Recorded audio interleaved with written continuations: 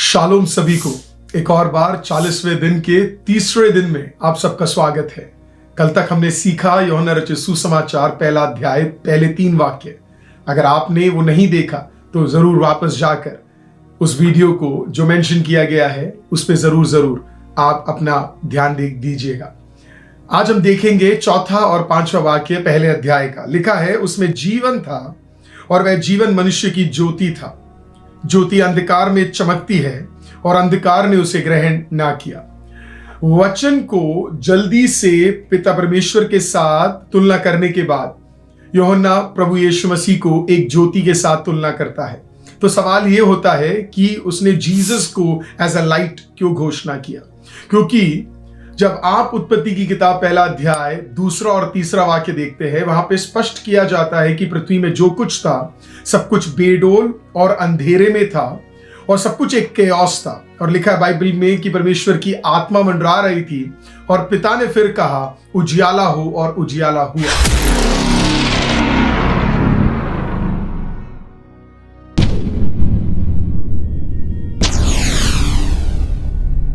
यूहन्ना उसी वाक्य को अपने दिमाग में रखते हुए पवित्र आत्मा की अगुवाई में प्रभु यीशु मसीह को लाइट बोल रहे। क्यों?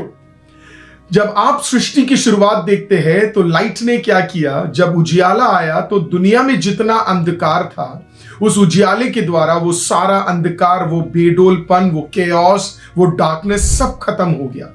लेकिन जो पहला लाइट आया उत्पत्ति में, उसने दुनिया के उजियाले, दुनिया का जो लाइट है उसको बदल दिया। लेकिन जहां पे जब प्रभु यीशु मसीह के बारे में यूहन्ना कह रहा है कि वो एक उजियाला बनकर आए हैं, इस बार वो दुनिया के अंधकार को मिटाने नहीं आए हैं, वो हमारे हृदय के अंधकार को मिटाने आए हैं। जो हृदय में पाप था, जो हृदय में हम परमेश्वर से दूर हो चुके थे, उस अंधकार को हटाने के लिए प्रभु यीशु मसीह आए हैं। इसका वर्णन आपको मत्ती रचित सुसमाचार में भी मिलता है, जहां पे यीशु मसीह जब नाजरत के बाद गलील पहुंचे, क्योंकि नाजरत में कई लोगों ने उन्हें स्वीकार नहीं किया। पहली बार जब वो गलील पहुंचे तो बाइबल बड़ा स्पष्ट कहता है कि वहां पे कई सारी जगहें थी जो अंधकार में थी, लेकिन यीशु मसीह के कदम रखने से जो अंधकार में पड़ी हुई जगह थी वो सब उजियाले में आ गया। कहने का तात्पर्य सिर्फ इतना है, अनेक लोग जो श्राप में, पाप में, कठिनाई में, दुख में, तंगी में पड़े हुए थे, मानसिक तनाव में पड़े हुए थे, जिस देश के अंदर कुछ भी बढ़ोतरी नहीं हो रही थी, यीशु मसीह के कदम रखते ही एक ऐसा उजियाला आया कि उनकी परिस्थिति बाहर और अंदर बदल चुकी थी। अब हम आते हैं बड़े ही एक इंपॉर्टेंट कैरेक्टर की ओर, जिनका नाम है यूहन्ना बपतिस्मा। प्रियो, बिना यूहन्ना बपतिस्मा के बारे में जानने हम प्रभु यीशु मसीह के बारे में कुछ समझ नहीं पाएंगे, क्योंकि इन दोनों की सेवकाई एक दूसरे को बहुत ज्यादा कॉम्प्लीमेंट करती थी। कौन थे यूहन्ना बपतिस्मा, मैं आपको बताना चाहूंगा, ताकि बाद में यह भी बता सकूं कि उनकी सेवकाई ने किस प्रकार से प्रभु यीशु मसीह के लिए एक रास्ते को तैयार किया।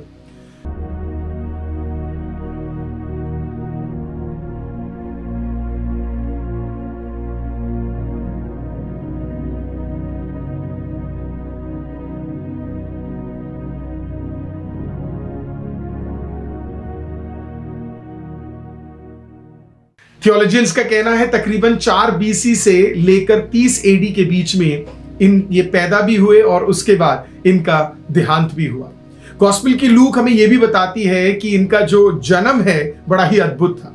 इनके पिता का नाम प्रभु के दास जकरिया थे और उनकी जो मिसेस थी उनका नाम था एलिजाबेथ। एक्चुअली इन दोनों को बच्चा हो नहीं रहा था, कई साल बीत गए थे और कई लोगों ने तो एलिजाबेथ को बांझ भी कहना शुरू कर दिया था, उम्र भी काफी घट चुकी थी। लेकिन अचानक एक दिन जकरिया को एक खुशखबरी मिलती है कि उन्हें मंदिर में सेवकाई करने का मौका मिल रहा है करके।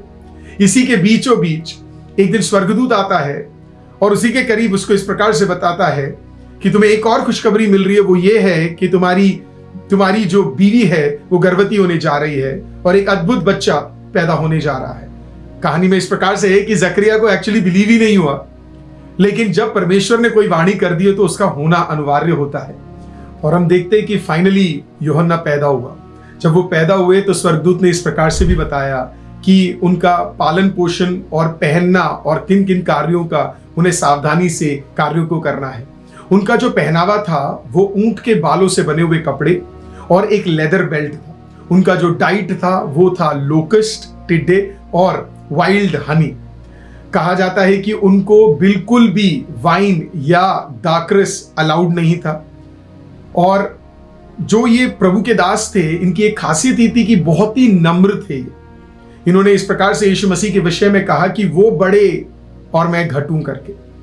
इनकी मेन सेवकाई लोगों को सुसमाचार सुनाना था, साथ में वो बपतिस्मा भी देते थे लोगों को। और कहीं ना कहीं कहानी में यह भी बताया जाता है कि मरियम और एलिजाबेथ रिलेटिव्स थे और इसी के लिए शायद वो दोनों एक साथ मिले थे। और तकरीबन 6 महीने का फर्क दोनों में था, प्रभु यीशु मसीह में और यूहन्ना बपतिस्मा में। अब आगे देखेंगे कि उनकी मृत्यु किस प्रकार से हुई। बट क्योंकि यूहन्ना बड़े ही खरे तरीके से परमेश्वर का वचन बांटते थे, बिल्कुल कॉम्प्रोमाइज नहीं करते थे वर्ड को लेकर, और उनका अधिकतर मैसेज किंगडम ऑफ गॉड नहीं तो रिपेंटेंस के ऊपर होता था, तो कई लोग उन्हें पसंद नहीं करते थे। एक ऐसी बारी में जब उनको पता लगा कि हेरोद अंतिपास ने अपनी बीवी को डिवोर्स कर हेरोदियास जो उनके भाई हेरोद फिलिप की बीवी थी, तो वो गुस्सा हुए और उन्होंने हेरोद अंतिपास को देखकर इस प्रकार से बोला कि तू पाप कर रहा है करके। लेकिन तब भी हेरोद अंतिपास यूहन्ना को पसंद करते थे क्योंकि उसका प्रचार उन्हें बड़ा पसंद था और उन्हें कहीं ना कहीं अंदर डर भी था कि एक पवित्र आदमी है और ये परमेश्वर के नाम को और कामों को मानने वाला व्यक्ति है। तो ऐसे ही एक दिन हेरोदियास की एक बेटी थी, जोसेफस की किताब के अंदर उसका नाम दिया गया है, बाइबल में नहीं है नाम, इस प्रकार से सलोमी। तो सलोमी नाच रही थी हेरोद अंतिपास के सामने। हेरोद अंतिपास को वो डांस बड़ा पसंद आया, जो उसने नाचा बड़ा अच्छा लगा। तो उसने पूछा उस लड़की से, तुम्हें क्या चाहिए, तुम जो मांगोगी मैं तुम्हें दूंगा। तो हेरोदियास ने, जो बेटी थी वो अपने माँ के पास, हेरोदियास की बेटी ने हेरोदियास से पूछा, माँ मैं क्या पूछूं, क्या मांगू मैं? तो उसने कहा एक काम करो, यूहन्ना बपतिस्मा के सर को काटने के लिए राजा को कहो करके। राजा के पास कोई और तरीका नहीं था क्योंकि वायदा भरे दरबार में दिया गया था, करना अनिवार्य था। तो उनको बुलाया गया, उन्हें जेल में डाला गया और जब समय आया तो उनके सर को काट दिया गया। कहा जाता है कि उनके शिष्यों ने कटे हुए उस सर को और उस शरीर को एक टूम में दफना दिया था। तो सवाल ये होता है कि आखिरकार इतने लोग यूहन्ना रचित सुसमाचार के प्रचार को सुनने आते क्यों थे? प्रियो, उसके पीछे का सबसे बड़ा कारण यह है क्योंकि वो पश्चाताप का प्रचार करते थे। यूहन्ना कभी भी अपने बारे में नहीं प्रचार करता था। यूहन्ना हमेशा प्रभु यीशु मसीह या आने वाले मसीहा के बारे में बात करता था। और क्यों नहीं करेगा? मलाकी की किताब में इस प्रकार से एक भविष्यवाणी हुई थी कि मसीहा के आने से पहले एक एलाइजा आएगा और लोगों का यही मानना था वो एलाइजा और कोई नहीं, वो यूहन्ना बपतिस्माई है। यस, फिजिकल रेलम में नहीं भी हो, आत्मिक रेलम में लोगों को यही लग रहा था कि एलाइजा यूहन्ना बपतिस्माई है कर। अब ये समझने के लिए कि उसका प्रचार ऐसा क्यों था, आपको तकरीबन 400 साल पहले जाना पड़ेगा और मलाकी की किताब को समझना पड़ेगा। मलाकी की किताब में क्या हुआ था मैं आपको समझाना चाहूंगा। देखिए, पुराने नियम में पापों का पश्चाताप के लिए पेसहा पे मेमने को ले आया जाता था या जानवरों को ले आया जाता था। ये जानवर में कोई कमी नहीं होनी चाहिए, इनके आंख, इनके मुंह, इनके पैर बिल्कुल सही होने चाहिए। तो अचानक वहां पे जो मंदिर के प्रीस्ट थे और जो अधिकारी थे, उनके बीच में कुछ प्लानिंग्स बनी और हिस्ट्री थियोलॉजियंस है ना, हमें इस प्रकार से, ट्रेडिशनल किताबें हमें इस प्रकार से बताती है कि उनके बीच में प्लान क्या हुआ। उन्होंने कहा इतने बढ़िया जानवर जब बलि के लिए आ रहे, हम इन्हें मारे क्यों? इनको मारने से बढ़िया हम इन्हें बेच सकते हैं और इसके बदले हम वो जो खराब मेमने हैं और खराब जानवर है वो हम इन्हें देकर क्या कर सकते हैं, हम इनकी बलि चढ़ा सकते हैं। तो बेचारा गरीब पूरे साल उस जानवर की देखभाल कर पेसहा में, उस पैसोवर में, उस बलि को चढ़ाने के लिए जब उस जानवर को लाता था तो उसको चेक करने का काम प्रीस्ट का होता था। प्रीस्ट उसको देखता और फिर प्रीस्ट कहता, अरे ये जानवर तो सही नहीं है। वो सवाल पूछता, सर सब कुछ तो बढ़िया है, इसके आंख, इसके मुंह, इसके जुबान, इसके नाक, इसके हाथ। वो कहता नहीं, ये बिल्कुल सही नहीं है। तो फिर वो बेचारा पूछता, अब मैं करूं क्या? तो कहते परेशान मत हो, हमारे पास जानवर है। तो वो क्या करते थे, वो जो लंगड़ा, जो बेकार, जो खराब जानवर होते थे उनको पेश करते थे, उनको सवाल भी उठाते थे, लेकिन प्रीस्ट के पास सारे अधिकार होते थे। प्रीस्ट कहता यही बढ़िया है, उसकी बलियां चढ़ती थी। ये कंटिन्यूअसली ये धंधा मंदिर में पुराने नियम में चलता रहा। पिता ने इसको देखा और पिता का मन व्याकुल हुआ और मलाकी की किताब के शुरुआत के अध्यायों में सख्त रूप से यहोवा ने कहा है, मैं अगर तुम्हारा परमेश्वर हूं तो मेरा ऑनर कहां है? किस तरीके के बलियों को तुम मेरे पास लेकर आ रहे हो? किस तरीके के चीजों को तुम मेरे पास लेकर आ रहे हो? ना इनके आंखें हैं, ना इनके जुबान है और ना ही इनके पैर है। खुदावंद बड़ा दुखी हुआ। जो बलि पाप के लिए चढ़ने थे वो अशुद्ध और बेकार थे, वो सही नहीं थे। परमेश्वर बुरा मानता है और 400 साल तक प्रियो परमेश्वर ने बात करना बंद कर दिया। और इसी कारणवश जब 400 साल बाद एक प्रवाचक आता है, एक प्रभु का दास आता है और पश्चाताप का प्रचार करता है, यहूदियों को देखकर, अन्य जातियों को नहीं, सुनिए जरा, यहूदियों को देखकर पश्चाताप का प्रचार करता है, तो लोगों को अपनी गलतियां समझ आती है और लोग क्या करते हैं आपको पता है? लोग भारी मात्रा में यूहन्ना के पास जाते हैं बपतिस्मा लेने के लिए। तो अगला सवाल यह आता है कि इतने लोग यूहन्ना बपतिस्मा के पास बपतिस्मा लेने आते क्यों थे? और इस बपतिस्मा को देखकर फरीसी और सादुसी इतने परेशान क्यों थे? वो उसके खिलाफ क्यों चले गए? अब आपको यह समझना है, बपतिस्मा जॉन द बैप्टिस्ट ने इंट्रोड्यूस नहीं किया है, ये यहूदी परंपरा में ऑलरेडी था।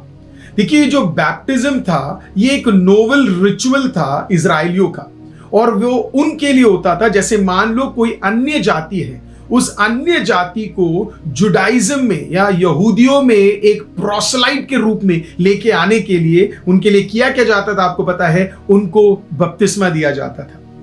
अब परेशानी क्या हो रही थी? जॉन द बैप्टिस्ट बपतिस्मा अन्य जातियों को नहीं दे रहा था।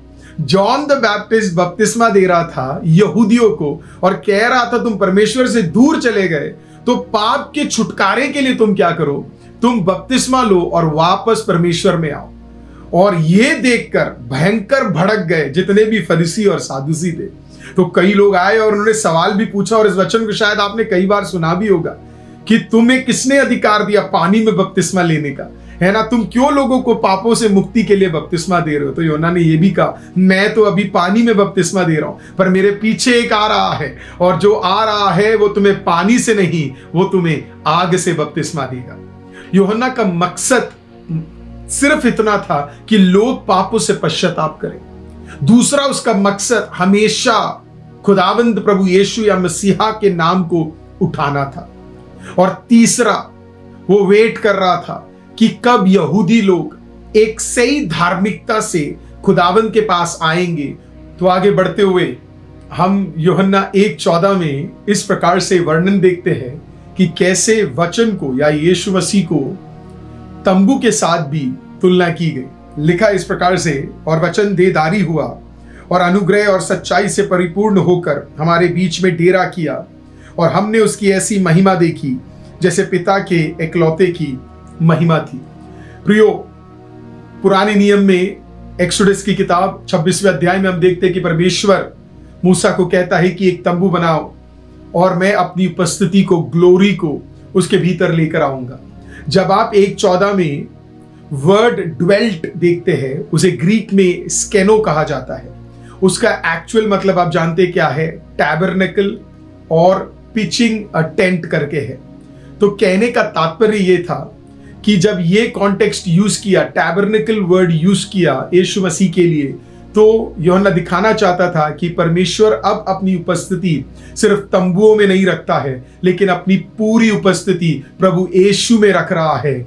और वो वचन जो पृथ्वी पर आया वो परमेश्वर की महिमा ही है, और परमेश्वर उसी के अंदर वास करता है। आगे उसमें यह भी लिखा हुआ है कि परमेश्वर में ग्रेस और ट्रूथ भी है।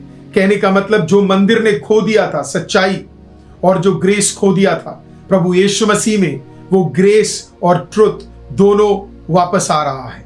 आखिरी में यूहन्ना बपतिस्मा प्रभु यीशु मसीह को देखते हुए यूहन्ना 1:29 में कहते हैं, देखो यह परमेश्वर का मेमना है जो जगत का पाप उठा ले जाता है। उस कॉन्टेक्स्ट में जहां पे यहूदी खड़े थे और उस यरदन नदी में खड़े होते हुए यूहन्ना ने एक बहुत बड़ा स्टेटमेंट दिया। पुराने नियम में हम देखते हैं कि पापों के बलि के लिए मेमने का उपयोग किया जाता है पेसहा के दिन, और उसके लहू को लेकर इजरायली अपने दरवाजों में लगाता है ताकि कोई भी मृत्यु की आत्मा, मृत्यु का ताकत उसके खिलाफ काम ना करे। जब इन शब्दों को बोला गया तो यूहन्ना कहने की कोशिश सिर्फ इतना ही कर रहा था कि अब और कोई मेमने की जरूरत नहीं है। छुटकारा देने के लिए हमेशा हमेशा के लिए एक मेमना आ गया है जो पापों से हमें छुटकारा देने जा रहा है। उसका बलि, उसका मृत्यु हमेशा हमेशा के लिए एक कंप्लीट सैक्रिफाइस में बदल जाएगा। और क्यों ना हो, यशायाह ने 53वें अध्याय 7वें वाक्य में इसका वर्णन मेशिया को लेकर कहा था कि एक मेमने को मारने के लिए उसको बलि चढ़ाया जाएगा मेशिया के विषय में। और मेमना इसके लिए ही यीशु के साथ तुलना किया जाता है क्योंकि मेमने के कुछ क्वालिटीज है जो आपको यीशु में मिलेगा। पहला मीकनेस, दूसरा जेंटलनेस, तीसरा इनोसेंस और चौथा ओबीडियंस। ये चारों चीजें आपको यीशु के जीवन में मिलेगा। प्रियो, आज मैं विश्वास करता हूं इस वचन के द्वारा परमेश्वर ने आपसे बातचीत किया होगा। यूहन्ना बपतिस्मा का जीवन, कलीसिया में चलने वाले, उस जमाने में चलने वाले करप्शन हमें क्या सिखाते हैं कि परमेश्वर को कभी भी नजरअंदाज नहीं करना है। परमेश्वर अपने मंदिर में कभी भी गलत कामों को पसंद नहीं करता है। जो कार्य हमें सौंपे हैं उसे बड़ी शिद्दत के साथ हमें करना है। मैं विश्वास करता हूं आज के इस वीडियो के द्वारा आपने परमेश्वर के वचन को जरूर सीखा होगा। यूहन्ना जैसा एक खरा परमेश्वर का दास था और यूहन्ना के जीवन से हमें सीखने को मिला है कि किस प्रकार से परमेश्वर के काम में गलत, करप्शन, झूठ नहीं चल सकता है। आइए हम भी आज परमेश्वर की उपस्थिति में अगर हमारे जीवनों में कोई कमी है तो पश्चाताप करते हुए परमेश्वर के अनुग्रह को अपने जीवन में मांगेंगे। आइए अपने आंखों को बंद करें, एक साथ दुआ करेंगे। जीवित सामर्थी खुदावंद प्रभु, हम आपका धन्यवाद करते हैं कि आप हमें एक साथ लेकर आए।